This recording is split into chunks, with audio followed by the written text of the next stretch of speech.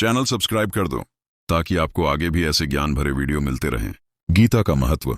भगवद गीता को मानव जीवन का मार्गदर्शन कहा गया है। यह केवल एक धार्मिक ग्रंथ नहीं है, बल्कि यह जीवन जीने की कला, कर्तव्य पालन, आत्मा का सत्य और ईश्वर से संबंध को समझने का दिव्य संदेश है। जब जीवन में भ्रम, दुख और संशय बढ़ जाते हैं, तब गीता हमारे लिए प्रकाश का काम करती है। महाभारत के युद्ध भूमि में यह उपदेश दिया गया था। कुरुक्षेत्र की रणभूमि में अर्जुन अपने कर्तव्यों को लेकर मोह और शोक में डूब गए। अपने ही गुरु, भाइयों और संबंधियों के विरुद्ध शस्त्र उठाना उनके लिए असह्य हो गया। ऐसे समय में भगवान श्री कृष्ण ने अर्जुन को गीता का अमर संदेश दिया। यही संदेश आज भी हर इंसान को जीवन में सही राह दिखाता है। अर्जुन का मोह और संकट। महाभारत का युद्ध केवल दो पक्षों का संघर्ष नहीं था, बल्कि यह धर्म और अधर्म के बीच की लड़ाई थी। अर्जुन जब अपने ही संबंधियों, गुरुजनों और मित्रों को सामने देखता है तो उनका हृदय द्रवित हो जाता है। वह धनुष को नीचे रख देते हैं और कहते हैं, मैं अपने ही बंधुओं को मारकर क्या करूंगा? चाहे मुझे राज्य, सुख या विजय मिले, पर अपने ही परिवार का विनाश देखकर मैं कैसे जी पाऊंगा? यही अर्जुन विषाद योग कहलाता है। गीता का पहला अध्याय वास्तव में मनुष्य की उस स्थिति को दर्शाता है जब वह मोह, भ्रम और शोक में फंसकर अपने कर्तव्य से पीछे हट जाता है। श्री कृष्ण का पहला उपदेश। अर्जुन की यह स्थिति देखकर भगवान श्री कृष्ण ने कहा, हे अर्जुन, यह मोह और दुर्बलता वीरता को शोभा नहीं देती। यह तो अपमानजनक है और तुम्हें स्वर्ग या यश नहीं दिलाएगी। इसलिए उठो और अपने कर्तव्य का पालन करो। यहां भगवान ने सबसे पहले यही स्पष्ट कर दिया कि कर्तव्य से भागना जीवन का उद्देश्य नहीं है। यह आत्मा और शरीर का रहस्य। गीता का सबसे महत्वपूर्ण संदेश है आत्मा की अमरता। श्री कृष्ण कहते हैं, अर्जुन, तू जिनको मारने का सोच रहा है वे वास्तव में अमर आत्माएं हैं। आत्मा न कभी जन्म लेती है और न कभी मरती है। यह न जल से गीली होती है, न अग्नि से जलती है, न शस्त्र से कटती है, न वायु से सूखती है। आत्मा शाश्वत, अजन्मा और अविनाशी है। इस संदेश से अर्जुन को समझाना चाहते थे कि शरीर नश्वर है, लेकिन आत्मा अमर है। मृत्यु केवल एक वस्त्र बदलने के समान है। जैसे पुराना वस्त्र छोड़कर नया धारण किया जाता है, वैसे ही आत्मा नया शरीर धारण करती है। धर्म और कर्तव्य। श्री कृष्ण ने अर्जुन को याद दिलाया कि वह क्षत्रिय है और उसका धर्म है धर्म की रक्षा के लिए युद्ध करना, धर्म की स्थापना और अधर्म का नाश करने के लिए युद्ध करना पाप नहीं बल्कि कर्तव्य है। यही गीता का पहला बड़ा संदेश है। कर्तव्य पालन ही धर्म है। मनुष्य को अपने स्वार्थ, मोह या दुख के कारण अपने कर्तव्य से पीछे नहीं हटना चाहिए। निष्काम कर्म का बीज। श्री कृष्ण ने आगे कहा कि हमें कर्म करना चाहिए, लेकिन फल की इच्छा में नहीं फंसना चाहिए। जब हम केवल कर्तव्य पालन करते हैं और उसके परिणाम को ईश्वर पर छोड़ देते हैं, तब हम सच्चे अर्थों में योगी और कर्मयोगी बनते हैं। यह शिक्षा आने वाले अध्यायों का आधार बनती है। 1. मोह और शोक से बचो। जैसे अर्जुन मोह में फंस गए, वैसे ही हम भी अपने जीवन में रिश्तों और भावनाओं के कारण भ्रमित हो जाते हैं। गीता हमें सिखाती है कि हमें संतुलित रहना चाहिए। 2. कर्तव्य सर्वोपरि है। अपने काम, जिम्मेदारियों और धर्म से कभी पीछे नहीं हटना चाहिए। 3. आत्मा अमर है। मृत्यु का शोक व्यर्थ है, क्योंकि आत्मा न मरती है, न जन्म लेती है। 4. साहस रखो। संकट चाहे कितना भी बड़ा क्यों ना हो, हमें साहस और धैर्य के साथ अपने कर्तव्य को निभाना चाहिए। गीता के पहले भाग में हमें यह शिक्षा मिलती है कि जीवन में जब भी मोह और शोक हमें रोकते हैं, तब हमें ईश्वर का स्मरण करना चाहिए और अपने कर्तव्य की ओर बढ़ना चाहिए।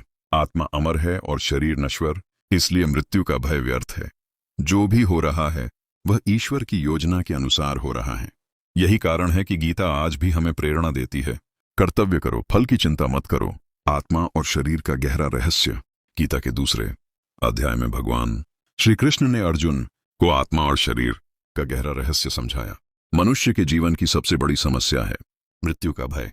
अर्जुन भी अपने संबंधियों को मरता हुआ देखना नहीं चाहते थे, लेकिन श्री कृष्ण ने समझाया कि वास्तव में कोई मरता नहीं है। आत्मा शाश्वत है, शरीर नश्वर है। शरीर केवल आत्मा का आवरण है, जैसे वस्त्र। जब वस्त्र पुराने हो जाते हैं तो मनुष्य उन्हें त्याग देता है और नए वस्त्र धारण करता है। उसी प्रकार जब शरीर बूढ़ा या अशक्त हो जाता है, आत्मा उसे त्याग कर नया शरीर धारण करती है। मृत्यु का भय क्यों व्यर्थ है? श्री कृष्ण ने स्पष्ट कहा, हे अर्जुन, आत्मा न तो कभी जन्म लेती है और न कभी मरती है। यह अजन्मा, अविनाशी और शाश्वत है। यदि तुम सोचते हो कि आत्मा जन्म लेती है और मरती है, तब भी मृत्यु का शोक व्यर्थ है, क्योंकि जन्मे हुए की मृत्यु निश्चित है और मृत हुए का जन्म निश्चित है। इसका मतलब है कि मृत्यु कोई अंत नहीं है, बल्कि केवल परिवर्तन है। जिस तरह सूरज अस्त होता है तो कहीं और उगता है, उसी तरह आत्मा एक शरीर से निकलकर दूसरे शरीर में प्रवेश करती है। आत्मा का स्वभाव। भगवान श्री कृष्ण आत्मा की विशेषताएं बताते हैं। आत्मा को शस्त्र से काटा नहीं जा सकता, आत्मा को अग्नि से जलाया नहीं जा सकता, आत्मा को जल से गीला नहीं किया जा सकता, आत्मा को वायु से सुखाया नहीं जा सकता। आत्मा सदा एक समान, अविनाशी और शाश्वत है। इसलिए जिस आत्मा का कभी नाश ही नहीं हो सकता, उसके लिए रोना व्यर्थ है। ये अर्जुन का कर्तव्य। भगवान कृष्ण ने अर्जुन को समझाया कि वह एक क्षत्रिय है। क्षत्रिय का सर्वोच्च धर्म है धर्म की रक्षा करना और युद्ध भूमि में साहस दिखाना। यदि अर्जुन युद्ध से भागते हैं तो यह उनके लिए कलंक होगा और लोग सदा उन्हें कायर कहेंगे। इसलिए अपने मोह और दुख को छोड़कर अर्जुन को अपने कर्तव्य का पालन करना चाहिए। सुख दुख का संतुलन। श्री कृष्ण ने कहा कि जीवन में सुख और दुख आते जाते रहते हैं। जैसे गर्मी और सर्दी मौसम के अनुसार बदलते रहते हैं, वैसे ही सुख और दुख भी स्थायी नहीं होते। सच्चा ज्ञानी वही है जो इन दोनों में संतुलित रहता है, न अधिक प्रसन्न होता है न अधिक दुखी। इस संतुलन को ही समत्व योग कहा गया है। निष्काम कर्म का महत्व। इस अध्याय में भगवान कृष्ण ने निष्काम कर्म का बीज बोया।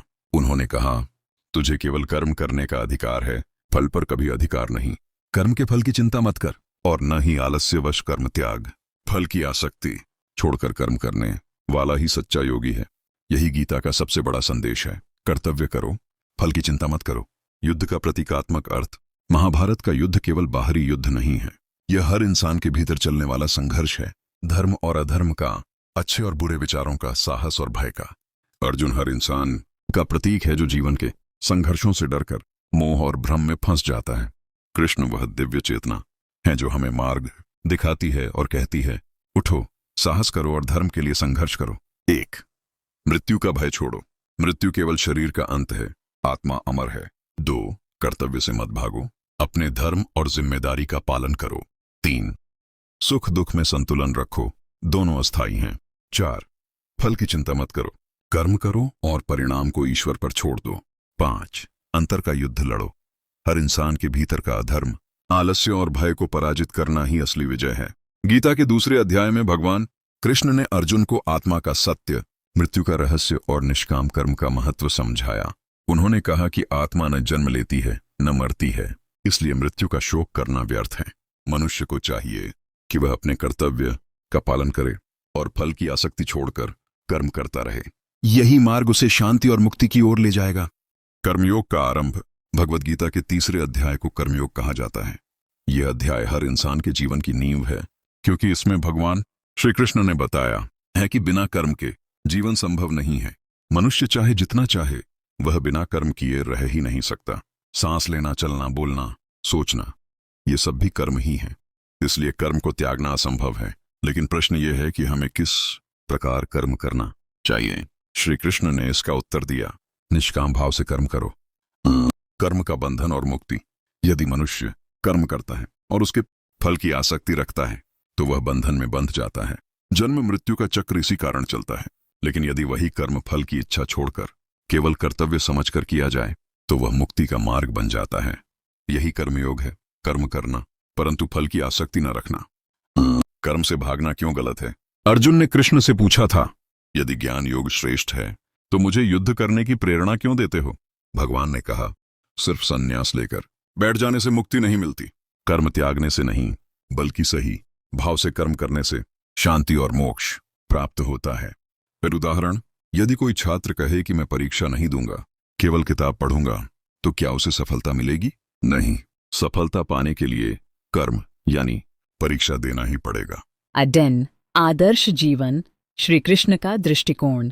भगवान ने कहा कि हर इंसान को अपने समाज और परिवार के लिए काम करना चाहिए। सच्चा योगी वही है जो स्वयं कर्म करता है और दूसरों को भी प्रेरित करता है।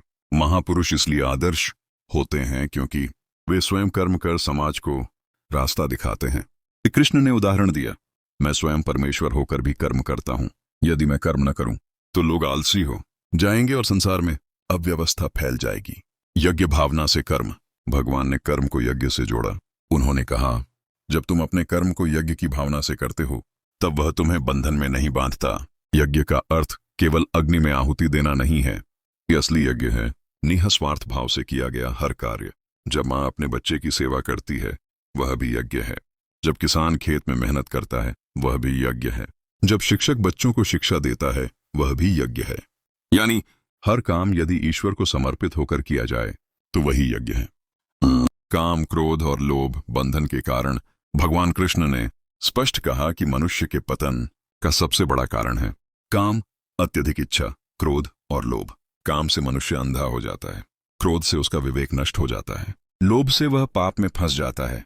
इसलिए जो इंसान इन तीनों पर विजय पा लेता है वही सच्चा योगी और कर्मयोगी कहलाता है। अर्जुन को प्रेरणा। भगवान ने अर्जुन से कहा, उठो और युद्ध करो। युद्ध करते समय फल की चिंता मत करो। तुम्हारा धर्म है अधर्म का नाश करना और धर्म की रक्षा करना। कर्म करते समय यही भावना रखो कि मैं ईश्वर का साधन हूं, तब तुम्हें पाप का कोई भय नहीं होगा। 1. कर्म से मत भागो। जीवन में कर्म से ही प्रगति होती है। 2. फल की आसक्ति छोड़ो, यही मुक्ति का मार्ग है। 3. कर्म को यज्ञ बनाओ, हर काम ईश्वर को अर्पित करके करो। 4. काम, क्रोध, लोभ पर नियंत्रण, यही सच्चा आत्मसंयम है। 5. आदर्श बनो, अपने कर्म से दूसरों को प्रेरित करो।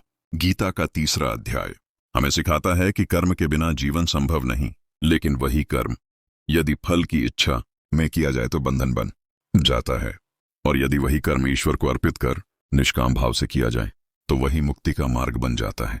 यही कर्मयोग है। कर्तव्य करो परंतु फल की चिंता मत करो। हर काम को यज्ञ समझकर निःस्वार्थ भाव से करते रहो।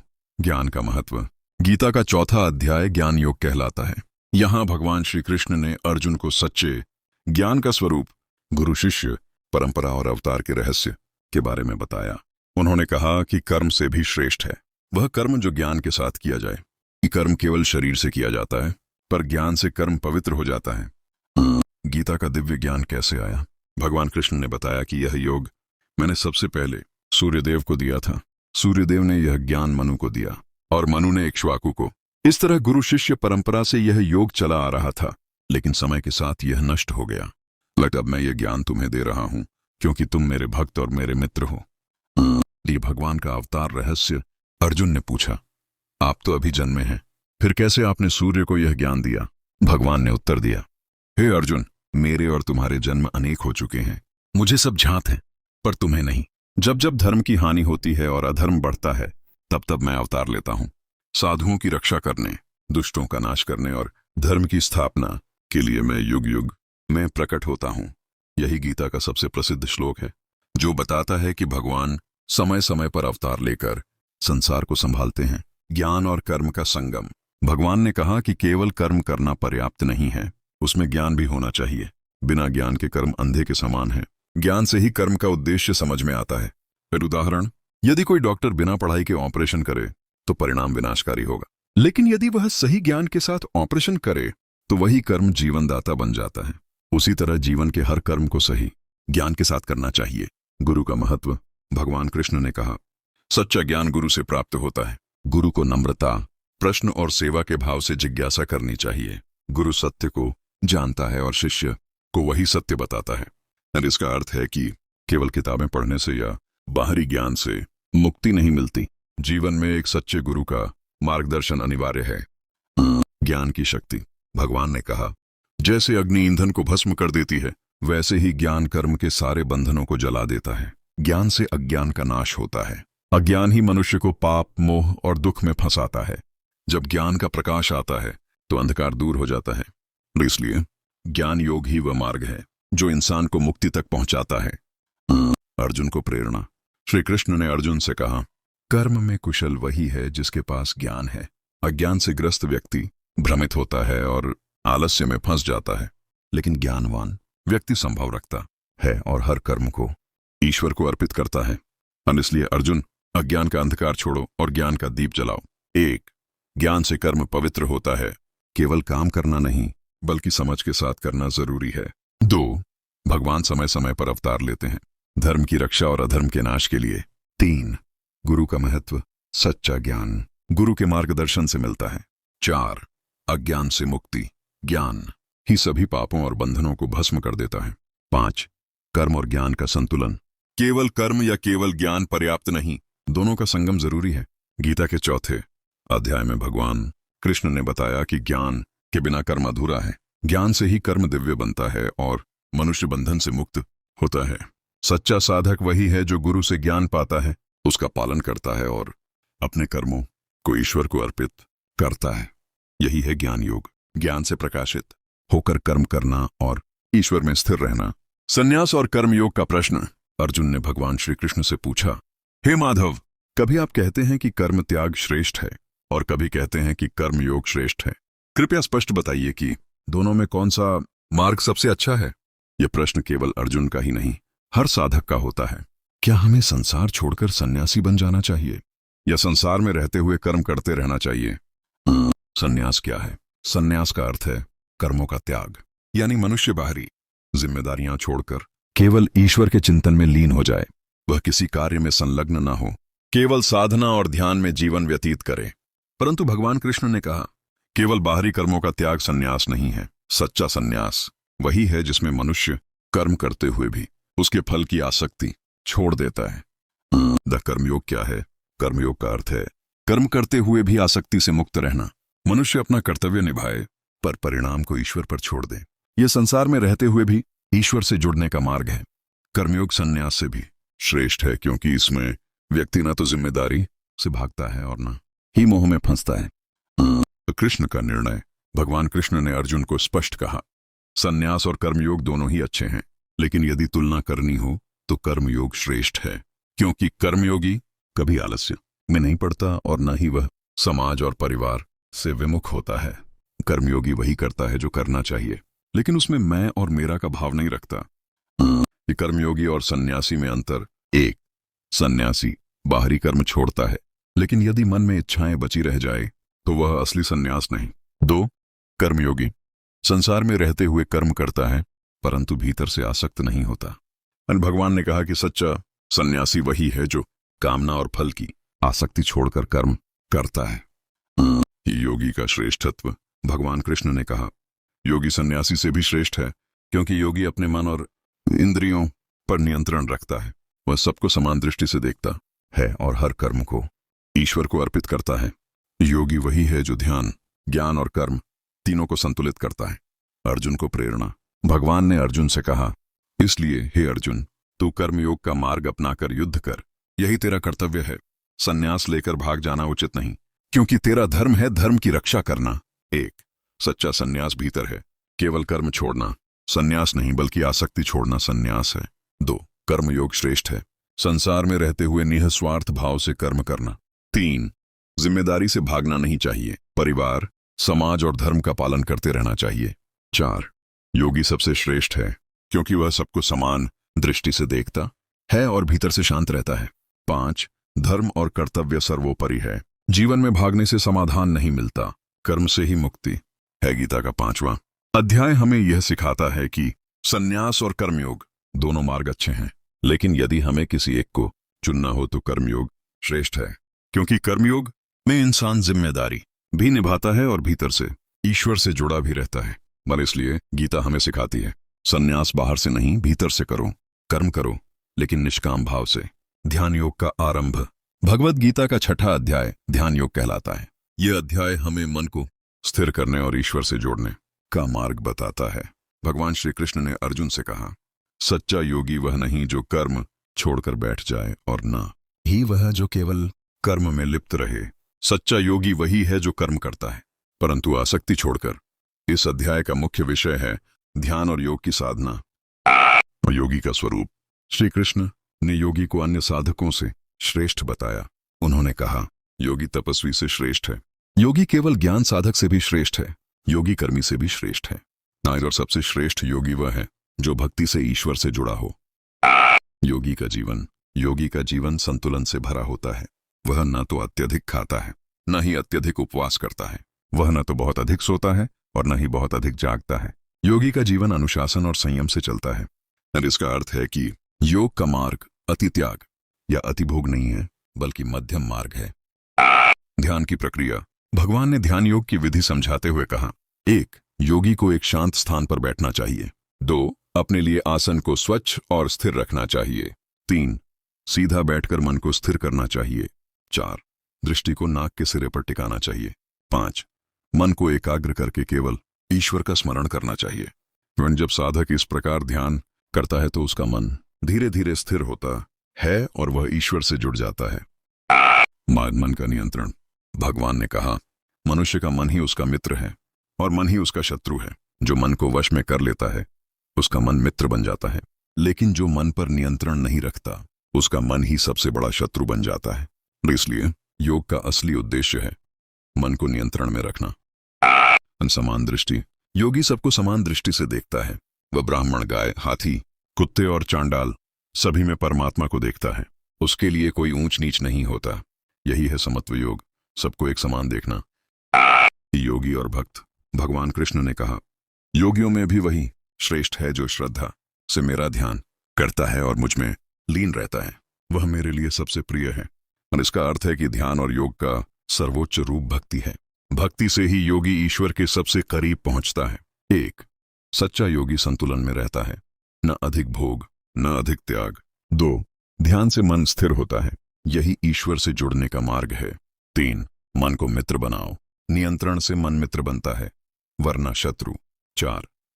सब में ईश्वर को देखो, यही समान दृष्टि है। 5. भक्ति सर्वोच्च योग है, भक्ति के बिना योग अधूरा है। गीता का 6वां अध्याय हमें सिखाता है कि ध्यान योग से मनुष्य अपने मन और इंद्रियों को नियंत्रण में रख सकता है। सच्चा योगी वही है जो अनुशासन में रहकर ध्यान करता है, सबको समान दृष्टि से देखता है और अंततः ईश्वर में लीन हो जाता है।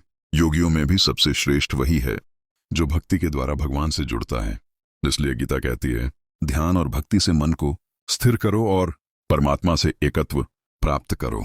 भगवद गीता का 7वां अध्याय ज्ञान विज्ञान योग कहलाता है।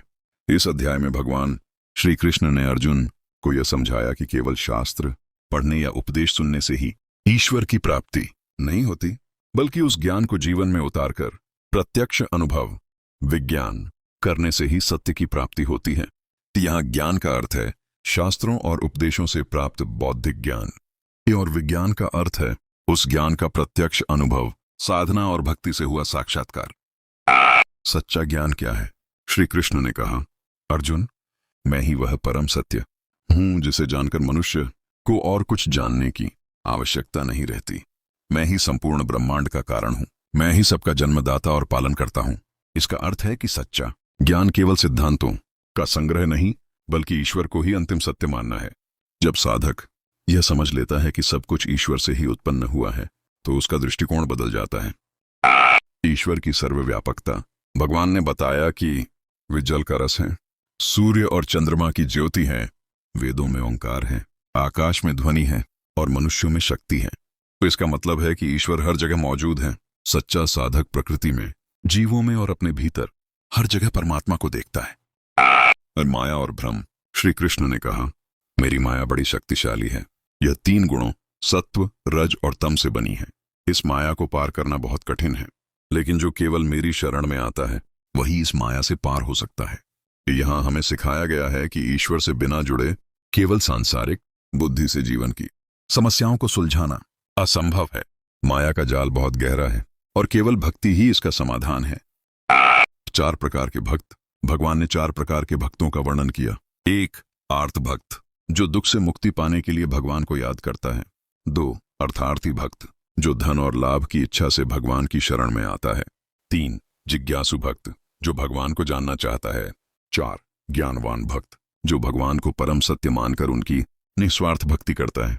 इनमें सबसे श्रेष्ठ ज्ञानवान भक्त है, क्योंकि वह केवल भगवान को पाने के लिए भक्ति करता है, किसी स्वार्थ से नहीं। भक्ति का महत्व। श्री कृष्ण ने कहा, ज्ञानवान भक्त मेरा आत्मस्वरूप होता है। वह मेरे लिए सबसे प्रिय है और मैं उसके लिए सबसे प्रिय हूं। इसका अर्थ है कि जब भक्त पूर्ण समर्पण से भक्ति करता है, तब ईश्वर और भक्त में कोई अंतर नहीं रहता। अल्पायु साधक और दुर्लभ अवसर।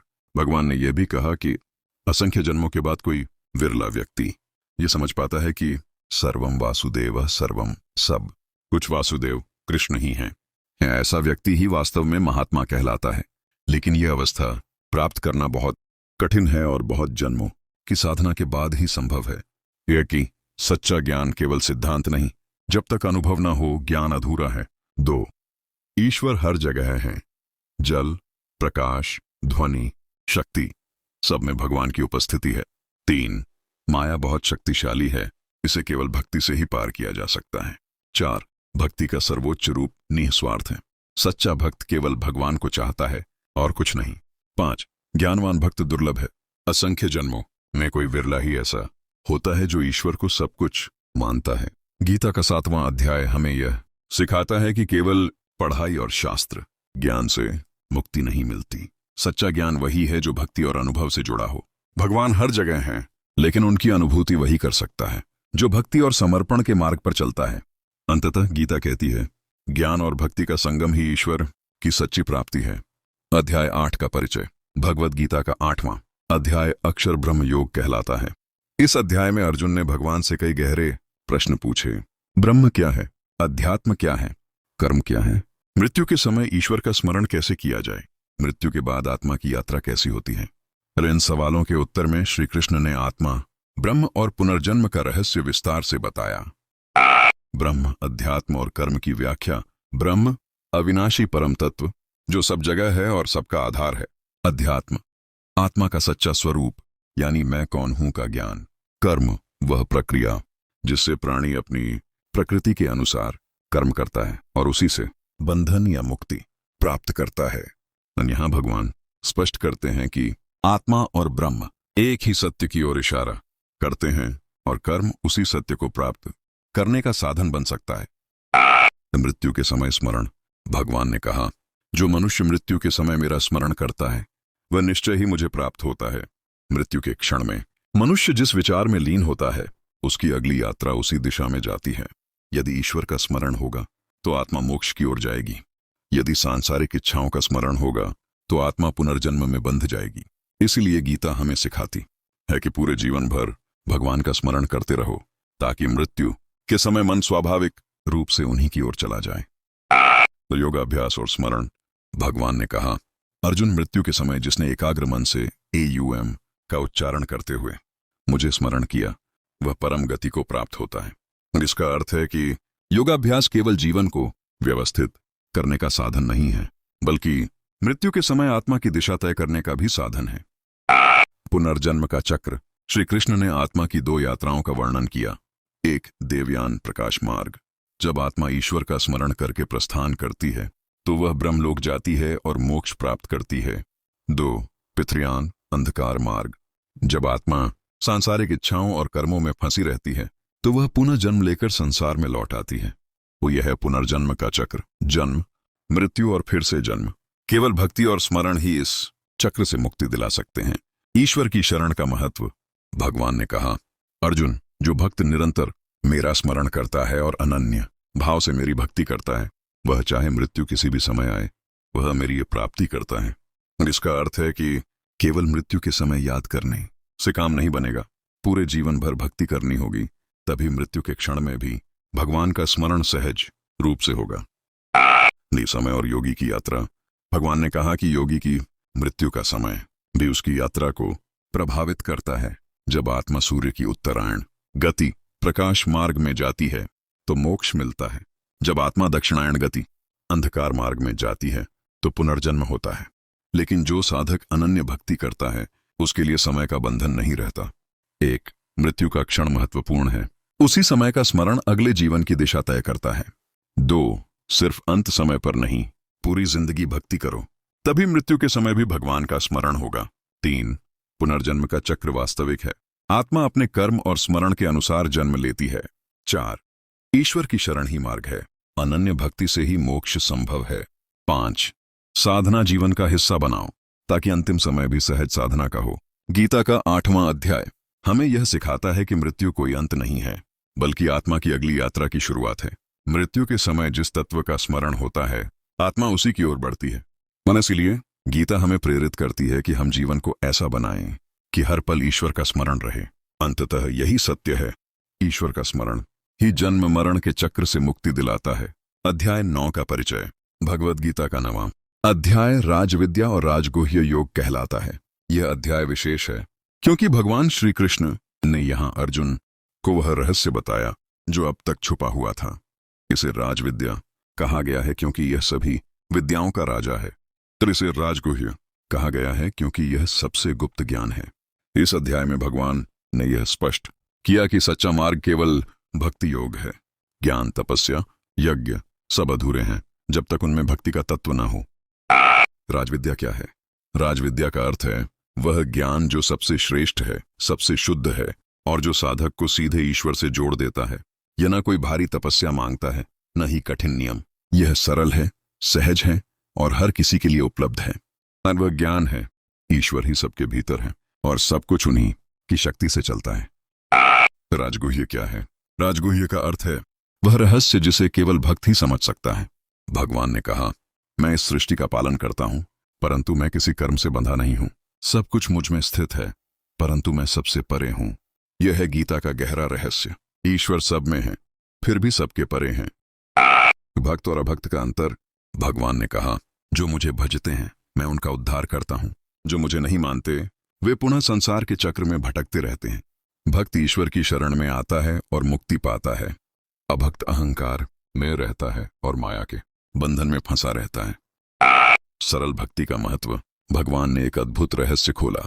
यदि कोई भक्त मुझे एक पत्र, पत्ता, पुष्प, फूल, फल या जल भी श्रद्धा से अर्पित करता है तो मैं उसे प्रेम पूर्वक स्वीकार करता हूं। इसका अर्थ है कि ईश्वर को महंगे यज्ञ या चढ़ावे की आवश्यकता नहीं है। ईश्वर केवल भक्ति और श्रद्धा चाहते हैं। कर्म और समर्पण। भगवान ने कहा, जो भी तुम खाते हो, जो भी अर्पण करते हो, जो भी दान देते हो और जो भी तप करते हो, उसे मेरे लिए समर्पित करो। इसका मतलब है कि जीवन का हर कर्म भगवान को अर्पित कर देना चाहिए।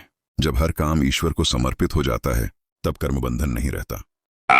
सब में समान दृष्टि है। श्री कृष्ण ने यह भी कहा, मैं सब जीवों में समान हूं, न मुझे कोई प्रिय है न अप्रिय, लेकिन जो मेरी भक्ति करता है मैं उसी में रहता हूं और वह मुझ में। इसका रहस्य यह है कि भगवान पक्षपाती नहीं है, लेकिन भक्ति करने वाला अपने प्रेम से भगवान को अपने पास खींच लेता है।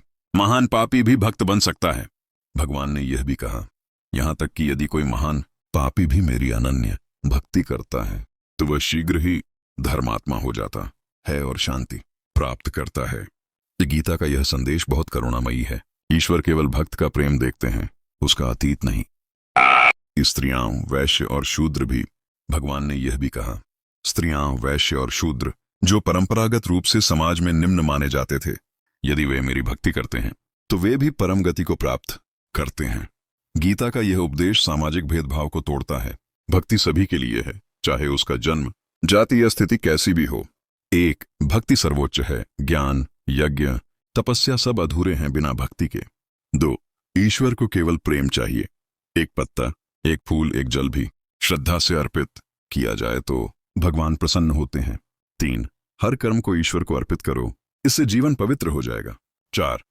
ईश्वर सब में समान है, वे भेदभाव नहीं करते। 5. पापी भी भक्त बन सकता है। भक्ति हर किसी के लिए खुला द्वार है। गीता का 9वां अध्याय हमें सिखाता है कि भक्ति ही जीवन का सार है।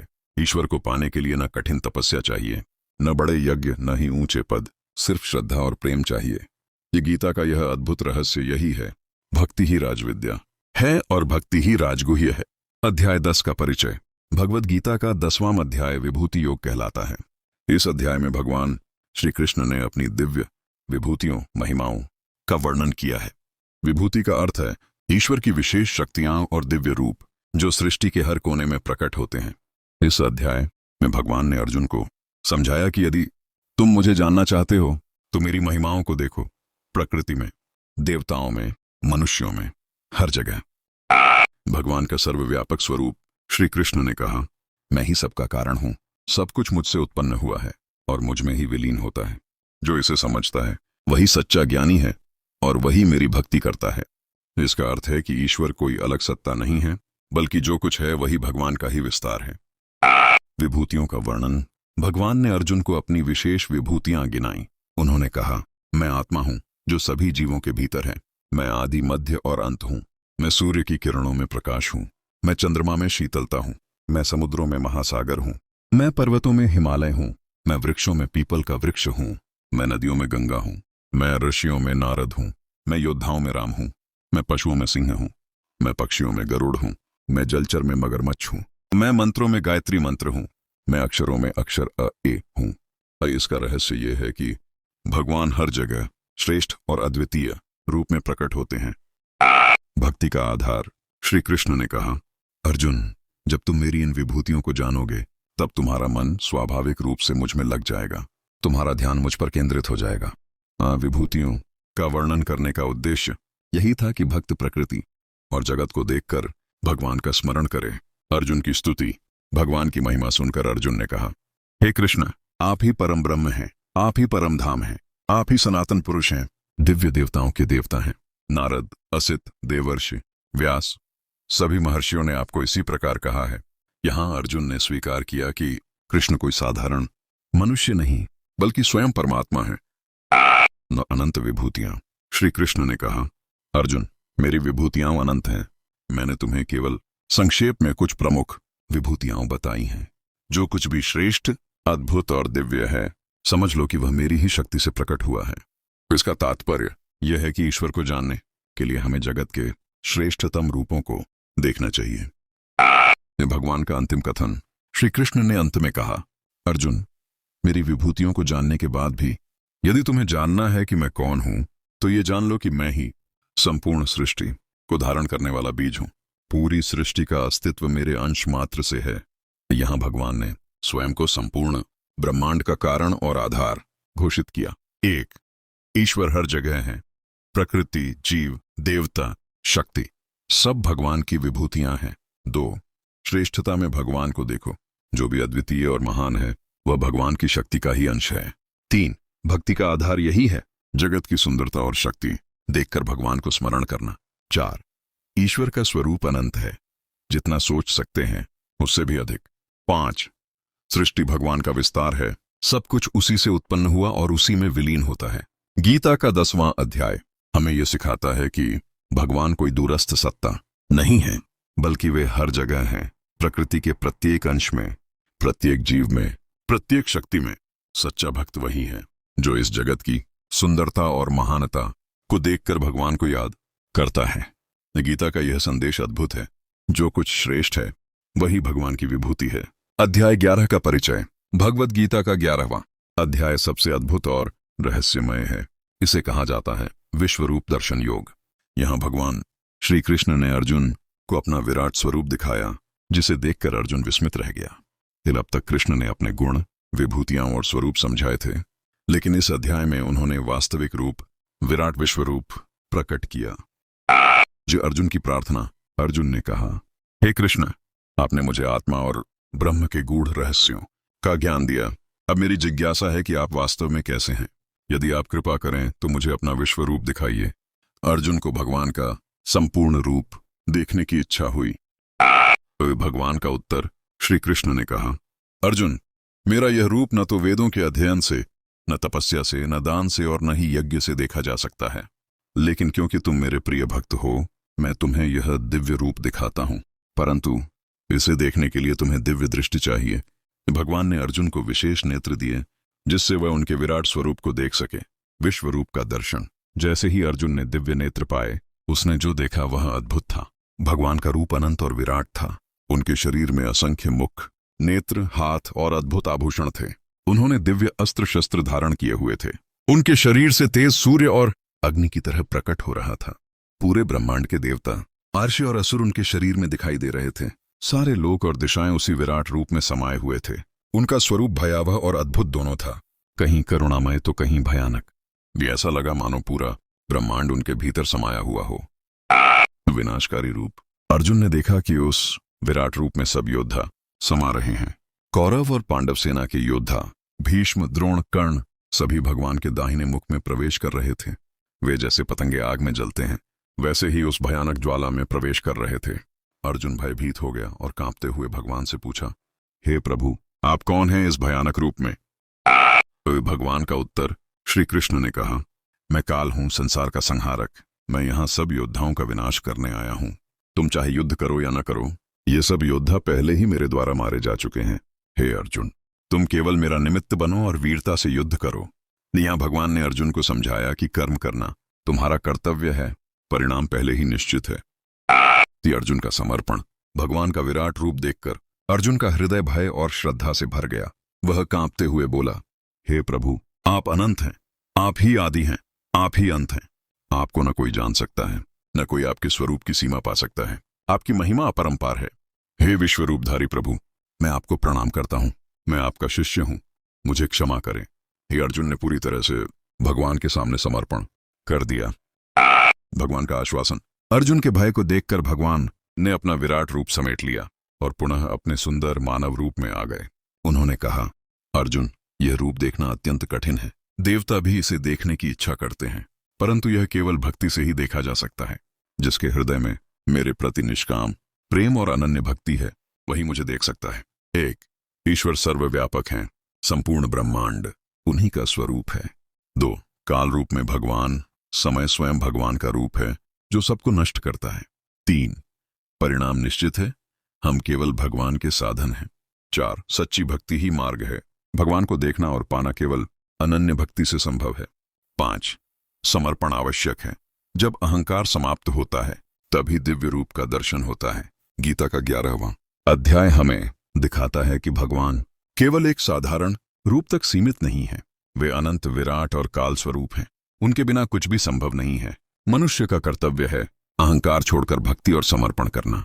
गीता का यह संदेश हमें याद दिलाता है, हम केवल साधन हैं, असली कर्ता भगवान ही हैं। पौन अध्याय 12 का परिचय। भगवद गीता का 12वां अध्याय भक्ति योग कहलाता है। इस अध्याय में भगवान श्री कृष्ण ने यह बताया कि भक्ति ही मोक्ष का सबसे सरल और श्रेष्ठ मार्ग है। उन्होंने स्पष्ट कहा कि भक्त चाहे किसी भी स्थिति में हो, यदि उसका मन केवल भगवान में लगा है तो वह निश्चित रूप से परम शांति और मुक्ति प्राप्त करेगा। यहां से गीता का केंद्र बिंदु और भी गहरा हो जाता है। ज्ञान, कर्म और योग से ऊपर उठकर भक्ति ही परम मार्ग है। अर्जुन का प्रश्न। अर्जुन ने पूछा, हे कृष्ण, कुछ लोग निर्गुण, अव्यक्त, निराकार परमात्मा की उपासना करते हैं और कुछ लोग आपके साकार रूप की भक्ति करते हैं। इन दोनों में से कौन श्रेष्ठ है? यह प्रश्न हर साधक के मन में उठता है। निराकार भगवान की पूजा करें या साकार रूप की? भगवान का उत्तर। श्री कृष्ण ने कहा, दोनों मार्ग अच्छे हैं, परंतु जो मेरे साकार रूप की भक्ति करता है, मुझ में मन और बुद्धि लगाता है, वही मुझे सबसे अधिक प्रिय है। क्योंकि निराकार की साधना कठिन है। मन को निराकार में स्थिर करना बहुत कठिन कार्य है, परंतु मेरा साकार रूप देखकर भक्ति करना सहज है। तो यहाँ भगवान ने साकार भक्ति को साधक के लिए अधिक उपयुक्त बताया। सच्चे भक्त की पहचान। श्री कृष्ण ने आगे कहा, जो भक्त अनन्य भाव से मेरा स्मरण करता है, जो मन से, बुद्धि से और प्रेम से मुझे अर्पित होता है, वही मुझे सबसे अधिक प्रिय है। इस सच्चे भक्त के लक्षण भगवान ने इस अध्याय में स्पष्ट बताए। 1. द्वेष रहित, किसी से ईर्ष्या या घृणा न करना। 2. मित्र भाव, सबके प्रति मित्रवत व्यवहार करना। 3. करुणामय, दूसरों के दुख में दुखी होना। 4. अहंकारहीन, मैं और मेरा का भाव छोड़ देना। 5. समता, सुख दुख लाभ हानि में समान रहना। 6. क्षमाशील, दूसरों की गलतियां क्षमा करना। 7. संतोषी, जो कुछ मिले उसमें संतुष्ट रहना। 8. नियतमन, मन हमेशा भगवान में लगा होना। 9. नियत बुद्धि, निर्णय और ज्ञान भगवान की ओर केंद्रित होना। 10. भय और क्रोध से मुक्त, परिस्थितियों में विचलित न होना। ऐसे भक्त भगवान को अत्यंत प्रिय होते हैं। भक्ति का स्वरूप। भक्ति केवल पूजा पाठ तक सीमित नहीं है। भक्ति का अर्थ है हर कार्य भगवान को अर्पित करना, हर सांस में भगवान को स्मरण करना। जब हम खाना खाते हैं, जब काम करते हैं, जब बोलते हैं, सब भगवान के लिए समर्पित भाव से करें, वही सच्ची भक्ति है। भक्ति बनाम ज्ञान और कर्म। भगवान ने कहा, ज्ञान मार्ग कठिन है, इसमें मन को स्थिर करना और निराकार का चिंतन करना पड़ता है। कर्मयोग में भी फल का त्याग करना आसान नहीं है, परंतु भक्ति मार्ग सरल है। इसमें केवल प्रेम चाहिए, तर्क नहीं।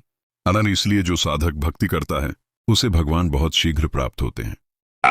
भगवान के प्रिय भक्त। भगवान ने भक्त की और विशेषताएं बताई, जो किसी को कष्ट नहीं देता और स्वयं भी कष्ट से मुक्त रहता है, जो आसक्ति छोड़कर हर हाल में संतुलित रहता है, जो प्रसन्न चित्त, दयालु और स्थिर बुद्धि वाला है, जो केवल भगवान पर आश्रित रहता है। ऐसे भक्त को भगवान अत्यंत प्रिय बताते हैं। भक्ति का परम फल। भक्ति का सबसे बड़ा फल है शांति और मोक्ष। भक्ति करने वाला साधक भगवान से एकाकार हो जाता है। वह जीवन मरण के बंधन से मुक्त होकर परमधाम को प्राप्त करता है। 1. भक्ति सबसे सरल मार्ग है। केवल प्रेम चाहिए, तर्क और जटिल साधनाएं नहीं। 2. सच्चे भक्त के गुण अपनाएं, करुणा, क्षमा, संतोष, समता, अहंकारहीनता। 3. भक्ति में समर्पण चाहिए, हर कार्य भगवान को अर्पित करें। 4. भगवान का साकार रूप साधक के लिए सहज है, मन लगाना सरल होता है। 5. भक्ति से शांति और मोक्ष मिलता है। ईश्वर से मिलने का यही सबसे आसान उपाय है। गीता का 12वां अध्याय हमें यह सिखाता है कि भगवान को पाने का सबसे सरल मार्ग भक्ति है। न तो कठिन तपस्या, न जटिल यज्ञ, न गहन तर्क, केवल प्रेम और समर्पण चाहिए। गीता का यह संदेश है, भक्त चाहे छोटा हो या बड़ा, यदि उसका मन भगवान में लगा है तो वही भगवान को सबसे प्रिय है। अध्याय 13 का परिचय। भगवद गीता का 13वां अध्याय क्षेत्र क्षेत्रज्ञ योग कहलाता है। यह अध्याय आत्मा और शरीर के गूढ़ रहस्यों पर आधारित है। भगवान श्री कृष्ण ने यहाँ अर्जुन को समझाया कि शरीर और आत्मा में क्या अंतर है, और यह ज्ञान ही मोक्ष का मार्ग है। इस अध्याय का मुख्य बिंदु है, शरीर क्षेत्र नश्वर है, पर आत्मा क्षेत्रज्ञ शाश्वत है। अर्जुन का प्रश्न। अर्जुन ने पूछा, हे कृष्ण, कृपया मुझे बताइए कि क्षेत्र और क्षेत्रज्ञ क्या है, ज्ञान क्या है और ध्येय क्या है। अर्जुन जानना चाहता था कि मनुष्य का वास्तविक स्वरूप क्या है। डालते भगवान का उत्तर, क्षेत्र क्षेत्र अजार शरीर। श्री कृष्ण ने कहा, अर्जुन, यह शरीर ही क्षेत्र कहलाता है। यह 5 महाभूतों पृथ्वी, जल, अग्नि, वायु, आकाश, मन, बुद्धि और अहंकार से बना है। शरीर में जन्म, वृद्धि, परिवर्तन, क्षय और मृत्यु होती है। यह शरीर नश्वर है और निरंतर बदलता रहता है। शरीर केवल एक साधन है, आत्मा का वास्तविक घर नहीं। न क्षेत्रज्ञ आत्मा और परमात्मा। भगवान ने कहा, जो इस शरीर में स्थित है और शरीर का साक्षी है, वही क्षेत्रज्ञ कहलाता है।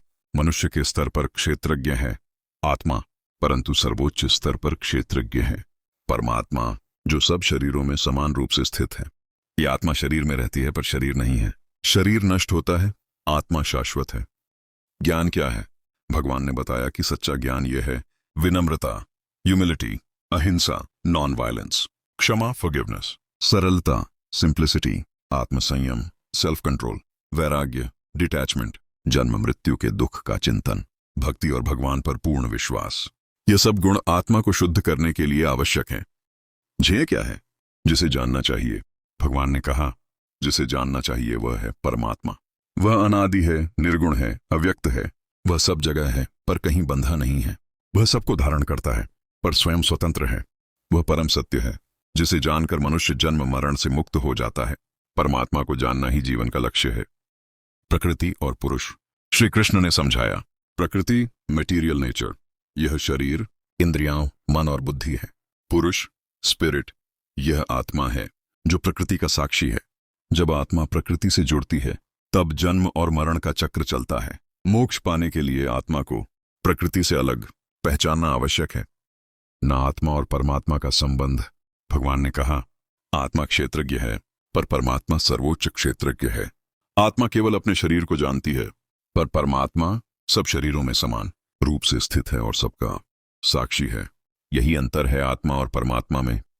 मोक्ष का मार्ग। भगवान ने बताया, जो साधक क्षेत्र और क्षेत्रज्ञ का सही ज्ञान प्राप्त कर लेता है वह मेरी दृष्टि में सच्चा ज्ञानी है। ऐसा साधक संसार के बंधन से मुक्त होकर मुझे प्राप्त करता है। दो आत्मा और शरीर का अंतर जान लेना ही मुक्ति का आधार है। 1. शरीर अस्थायी है, इसे ही सब कुछ मानना अज्ञान है। 2. आत्मा शाश्वत है, मृत्यु केवल शरीर की होती है, आत्मा की नहीं। 3. ज्ञान का सार विनम्रता और भक्ति है, केवल तर्क नहीं बल्कि चरित्र शुद्ध होना चाहिए। 4. परमात्मा सब जगह है, वे सबके भीतर समान रूप से स्थित हैं। 5. मोक्ष का मार्ग। क्षेत्र और क्षेत्रज्ञ का भेद जानकर ही आत्मा को मुक्ति मिलती है। गीता का 13वां अध्याय हमें यह सिखाता है कि जीवन का वास्तविक लक्ष्य शरीर को नहीं, आत्मा को समझना है। शरीर बदलता है पर आत्मा शाश्वत है और आत्मा का परम गंतव्य है परमात्मा। नाज गीता का संदेश है, शरीर केवल क्षेत्र है पर आत्मा और परमात्मा ही शाश्वत सत्य है। अध्याय 14 का परिचय। भगवद गीता का 14वां अध्याय गुणत्रय विभाग योग कहलाता है। यह अध्याय मनुष्य के जीवन और व्यवहार को नियंत्रित करने वाले 3 गुणों पर आधारित है। सत्व, सत्वा, रजस, राजास और तमस, तमास। भगवान श्री कृष्ण ने अर्जुन को बताया कि ये तीनों गुण प्रकृति के हैं और हर जीव पर इनका प्रभाव पड़ता है। जो साधक इनसे ऊपर उठ जाता है वही मोक्ष और शांति प्राप्त करता है।